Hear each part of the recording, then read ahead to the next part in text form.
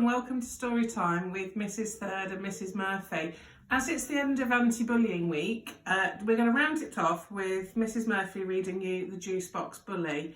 It's to fit in with our assembly that we had on Tuesday, which was talking about the difference between being a bystander and being an upstander. And if you remember, we all want to be upstanders and support people who are victims of bullying and make sure that Park Lane is a lovely, safe and wonderful place to be. So over to Mrs. Murphy. Hi Griffins, so I'm going to be reading for you the Juice Box Bully by Bob Saunderson and Maria de Monzathi. As Pete stood in front of his new class, Mr. Peltzer announced, "Let's welcome Pete to our team. Pete, you will be sitting behind Ralph." Settling into his seat, Pete pulled his hat down over his head, so that way only his eyes could be seen.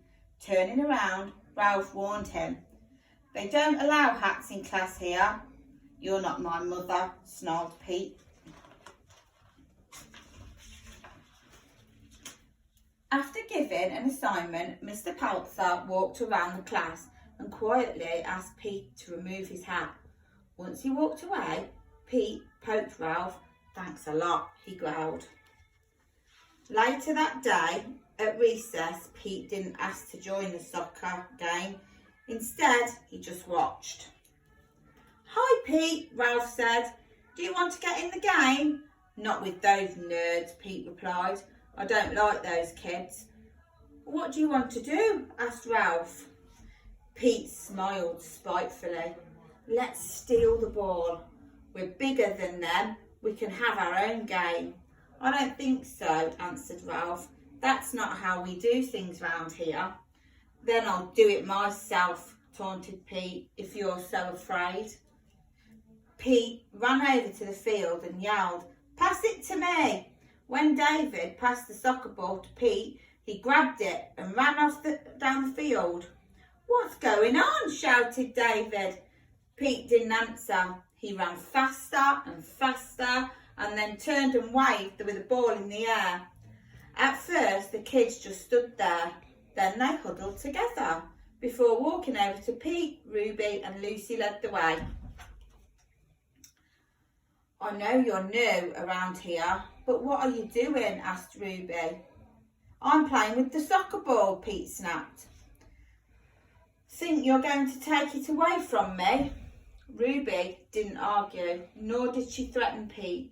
Instead, she softly but firmly explained, "It's your first day here, so there is no way you could know this. In Mr. Peltzer's class, we made a promise. We promised to take care of ourselves, each other and our classroom, and to solve problems peacefully.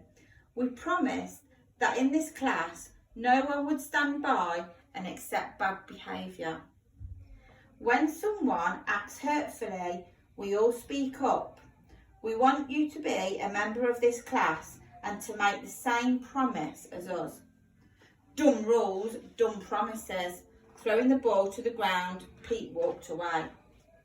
The next day, Pete ate alone. When he finished his lunch, the kids raced out of the lunchroom while Pete trailed behind. Ruby ran up to Pete and said, "Do you want to play soccer today?" "I don't play with nerds." "Okie dokie," Ruby replied. "Hey, Ruby," Pete called after her. Ruby stopped and turned. "Nice shirt," Pete complimented. Then he squirted his juice box right at her. "You are so mean," she shrieked at him. "I'll tell everyone how mean you are. You won't have any friends here." By now, Ralph, David and some of the others had come up to them. "Ruby, I won't let you do that," Ralph said clearly. "Remember our promise." "I don't want to remember the promise. Look what he did. We'll ignore him forever until he leaves this school and goes back to his old school," Ruby demanded. Ralph walked between Ruby and Pete. "We're not going to do this, Ruby. I know you're angry. You can tell Mr. Peltzer if you want, but we're not going to let you treat Pete like this, and we won't put up with his bad behaviour either. Ruby stomped away, leaving Pete and Ralph behind. No one's ever done that before, Pete said. Why did you stand up for me? I've been in your shoes and I've learned being a bully doesn't work. And I'm not a bystander, Ralph said. I don't stand by and let mean things happen. Besides, Ruby's my friend and you shouldn't have ruined her shirt. Won't the other kids be mad at you for sticking up for me, Pete asked. No way. They all made the same promise. We talked about it for a long time with Mr. Poutzer, and every kid here tries to keep their promises. At my old school, I got picked on all the time, said Pete. Everybody just let it happen. So I started to tease kids before they could be mean to me. Ralph replied, we decided that when somebody tries to be a bully, no one will stand by and let it happen.